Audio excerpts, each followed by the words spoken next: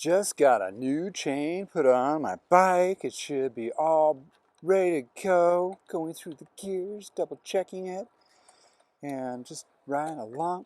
Wait, what is that? What the heck is this? Is it out of adjustment? Oh, come on, it's a new chain. What the heck? What's going on here? Welcome to I Know a Guy Bicycles, hanging out with a guy. Hi, I'm Justin the Guy. Obviously I have a garage shop. Take scary how to use one bike at a time. If you want to be kept up to date on latest projects and topics, please like and subscribe.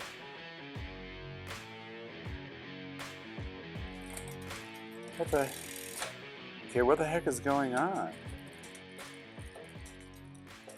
It seems to be shifting just fine, but why is it jumping?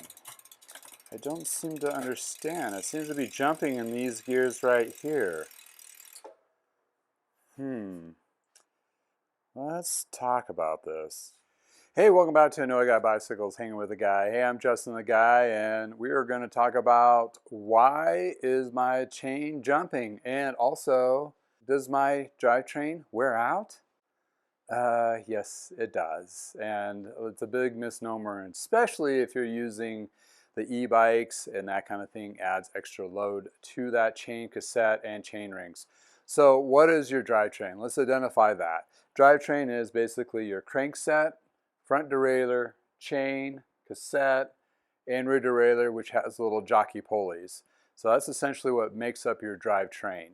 Drivetrain, similar to a car, you got multiple speeds in most cases, unless it's an internal hub, and that's a completely different scenario. Looking at this particular one here, though, we're looking at 2 up front and 11 in back with jockey pulleys. So with a new chain, we got some skipping in the back cassette.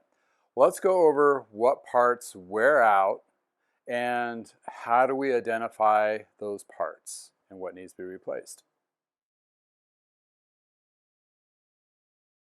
All right, let's talk about wear points on your drivetrain. So identify the parts there. But what order do they wear out first to usually last? Sometimes it's a little bit different, but in most cases, it's your chain is the #1 stretch point. In theory, what most mechanics and shops will tell you, they'll get through one chain to 2 of the cassettes in the back. Or wait, no, 2 chains, 1 cassette. Basically what they're saying, this will wear out mainly stretches. Believe it or not, a chain will stretch. It actually gets a little bit longer, and those teeth on those cogs in the back will start conforming to that stretched chain. So typically it's 2 chains to 1 cassette. Then once the cassette's worn out, then you're looking at possibly the jockey pulleys, which you're looking at the rear derailleur here, which is these little guys. These will wear out at some point too. Well, they usually will develop a little shark teeth. When I'm talking about shark teeth is this guy right here, if you can see it. What happens is the teeth wear down and they get shark teeth. The chain rings are usually the last to wear out for 2 reasons. One, it's a little bit thicker material, a little beefier basically. And second, it's a bigger surface area. On both the big one, the middle one, and sometimes small ones, a bigger surface area which distributes that load more so. So typically on your cassette, it's usually the smaller gears or the gears you're more prominently staying in for longest. Therefore, if you have an e-bike and you're like cranking those gears, sometimes that doesn't promote shifting because you're just going to stay in the same gear. You're not distributing that load amongst the drivetrain. So mindful, if you have an e-bike, shift, even though it does that assist for you. So how do we identify how they're stretched out? Well, number one is the first is the chain, and you'll probably see there's several different chain checkers out there. This is one here of many. And identifying this is basically you push it through the pin and you're getting to 50% or 0.5 or more stretch, and there's a little indication on there. Once you get to that 0.5, that's when they recommend replacing the chain. Some chains I've checked on a customer's bikes, I put this tool on there and it just slops back and forth in the full engagement of 0.1. Totally stretched. that might mean the other componentry might be compromised. But that's how you identify if your chain is stretched. If you get to that 0.5, time to swap it out with a new chain.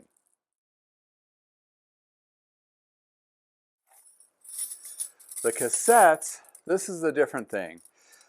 You can't really visually see if they're worn. On some of them you can, like that shark teeth, but to really test these, and I know this sounds kind of weird or may kind of not be, misunderstanding, because as bike mechanics, we say, yes, we're going to get a new chain, but that cassette might be compromised. Why we say that? The only way for that, we're going to identify that chain, the cassette has been stretched or conformed to the stretched chain, is actually put a new chain on it and take it for a test ride. And also, we'll probably already done the drivetrain cleaning, all that on that particular cassette before we can even take it for that test ride with a new chain. What happens is you'll get in, like you notice on the test ride, one or two of those cogs, or maybe more than that, with a new chain, it'll pop, it'll skip. What is that? What the heck is? And it's nothing to do with the adjustment of the derailleur. It's basically the teeth are no longer holding that chain, especially with the tighter tolerances of a new chain. So it pops under load. So if you're kind of putting some pressure on it and it's like kink, kink, that means your cassette is, yep, you guessed it, time to replace. Chains usually not that expensive to lift. Cassettes start to get a little bit more expensive, $20 to $30 chain to $50.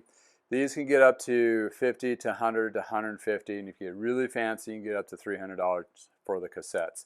Keep mindful, there's different ranges of these, and make sure the chain that you're getting that's new is the right proper speed for that drivetrain. So those are the two main componentries that you'll notice off the bat that you'll need to replace more often. So then we go to the jockey pulleys. You just want to make sure you clean these off and inspect them. Make sure there's no shark teeth design on there. If you need to replace this is probably the cheapest item to replace, but these usually start about 15 bucks for a set, and that will actually make your derailleur perform a lot better if these are compromised. So what you'll notice is the shifting will not be well, but you can actually tell visually if they're actually been compromised, because they no longer will have that ridge mark. It'll be just shark teeth, or they may crack as well. And lastly to the drivetrain is your chain rings. The chain rings here, like on this one here, you'll start to see shark teeth. What happens is when you start cranking on the load, again, like the cassette, it'll miss fire. Basically, it'll slide, and it could be slightly dangerous if you're not anticipating it, that kind of thing. It takes a lot, people, to wear these out, but when they do wear out, you can visually see. So when you're cleaning and lubing your drivetrain, check your teeth and make sure you're not getting the shark teeth. What you're looking for is more of that square ramping design, not the super pokey pokies.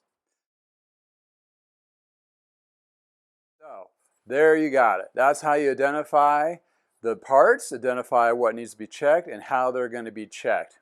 Visual, chain with a tool, cassette under load pressure of a new chain, and rear derailleur, the little pokey jockey pulleys to make sure it's lined up with the drivetrain. So yes, they wear out. That can get kind of expensive. You want to make sure you do lube your drivetrain. You can use the Teflon-based lubes. You can use the petroleum-based lubes to basically lube that drivetrain, make sure it is fresh. That will help the chain wear out slower, and then the chain won't wear out the rest of the componentry. That's the kicker here. The chain is the culprit of wearing out the other parts. So if you keep your chain freshly lubed, also replaced when need be, that'll extend the life of your drivetrain. There's one extra thing you can do. It's a bonus thing. It's called waxing. When you wax the chain, it's been proven by under tests with Australian outfit as well as Zero Friction in England. They actually test the waxes versus that drip lubes, and the wax performs better, not just performs better, but also protects the componentry and slows the wear of the chain, which also slows the wear of the rest of the componentry. So if you really want to get a longer life out of those expensive parts that you may have on your bike, may want to look into waxing. Waxing's not for everybody. I have a series of videos to check out that process if you want to go down that rabbit hole. I've done it to all my bikes. A lot of my customers have converted over. They love it, but hey, it might not be for you. It may not be for your environment or your type of riding as well. But hey, thank you for hanging out with me and checking out the componentry. This guy's going to need a new cassette. Once we get that new cassette on there, yes, we're going to have to double check the adjustments, make sure it's dialed in, synced up with each gear, as well as the limits. Always double check the shifter or derailleurs adjustments when you put on any new componentry. It's not always going to be the same sometimes, so it's always better to double check so you avoid any kind of damage to the componentry, lack of performance, or worst case, actually harm to yourself when you ride. Thanks for hanging out with me in the garage, and until next time, have a wonderful day. And if it's nice in your neck of woods, please go for a ride. And again, makes you to make this channel, and thank you for watching. Until next time. Thank you for watching.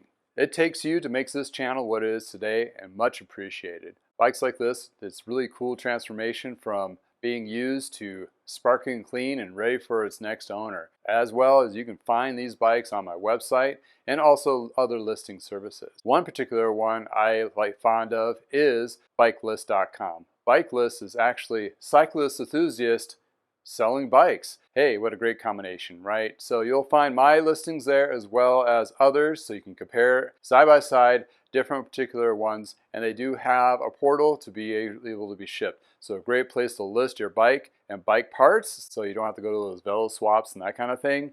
And also actually look for a bike set for yourself and some cool niche bicycles out there, and accessories too. In any case, either check my website, iknowaguybicycles.com, or bikelist.com for your next biking adventure accessories or